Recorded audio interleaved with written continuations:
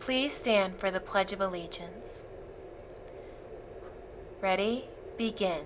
I pledge allegiance to the flag of the United States of America and to the republic for which it stands, one nation, under God, indivisible, with liberty and justice for all. You may be seated. Good morning, Buffalo ladies and gentlemen. So happy to see you today. Welcome to school and happy Tuesday. Today is Tuesday, November 14th. For lunch today, we have a shredded barbecue turkey sandwich or a build your own pizza stacker.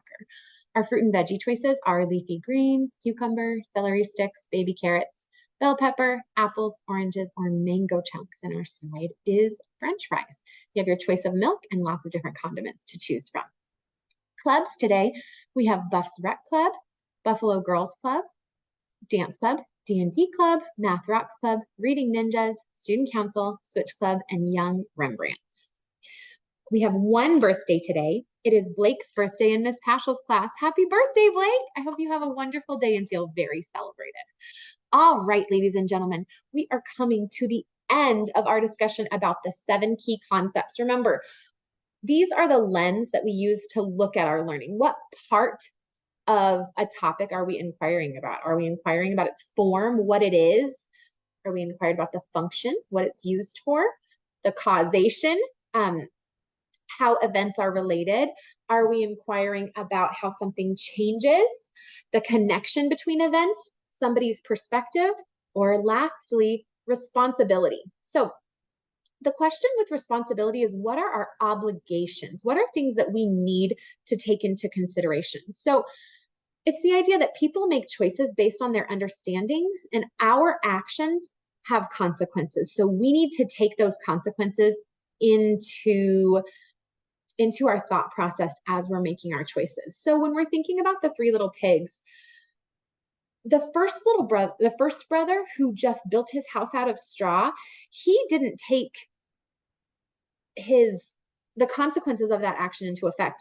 Building a house out of straw is not a strong house. It's not a safe house. It's not something that's going to keep him protected. And he didn't. If he had had all 3 options laid out in front of him, maybe he would have made a different choice, but he only had that choice in front of him. So was it his brother's responsibility to help him out and say, actually, brother number 1, that's not a very strong house building material. You should use sticks or you should use bricks. But he made the choices based on his experience and his understanding, and he had to deal with the consequences of that. What's the wolf's responsibility in this? As an animal, his responsibility is survival. Animals don't have the same brains that we have where they can't think about other people's feelings or other animals' feelings or how their actions are affecting others. But what if he could? If the wolf could conceptualize how his actions would affect the pig, would he still have made that choice? Would he still be a meat eater? Would he eat other animals, or would he decide that it would be more environmentally conscious or more kind to eat plants or to eat an alternative source of protein? He doesn't have the ability to make that decision, but would it change his actions if he did?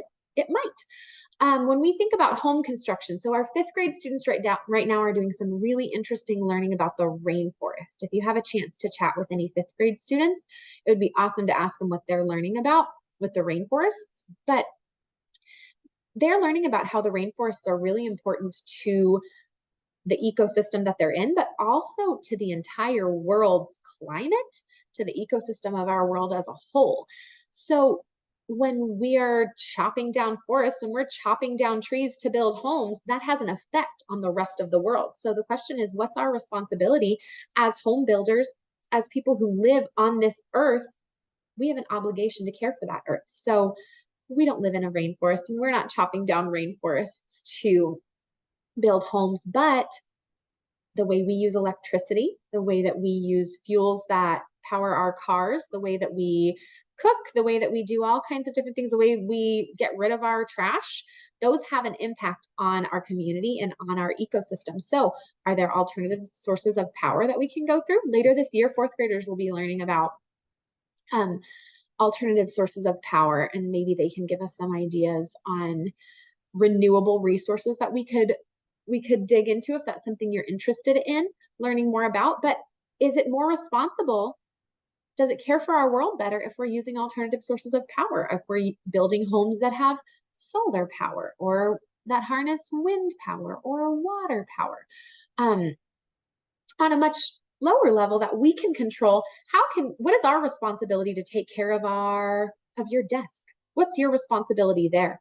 What's your responsibility to take care of your classroom, to take care of your side of the school, which hallway you're on, the bathrooms that you use? What's our responsibility to take care of our school grounds?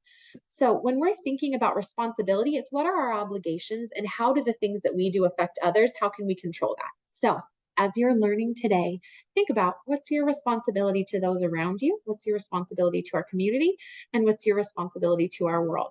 Thanks so much for listening. It's been so fun going through these key concepts with you, and I love seeing you apply them in your classrooms. I hope you have a Buffalo-rific day. Charge the storm, take on your learning, and try your very best. Bye.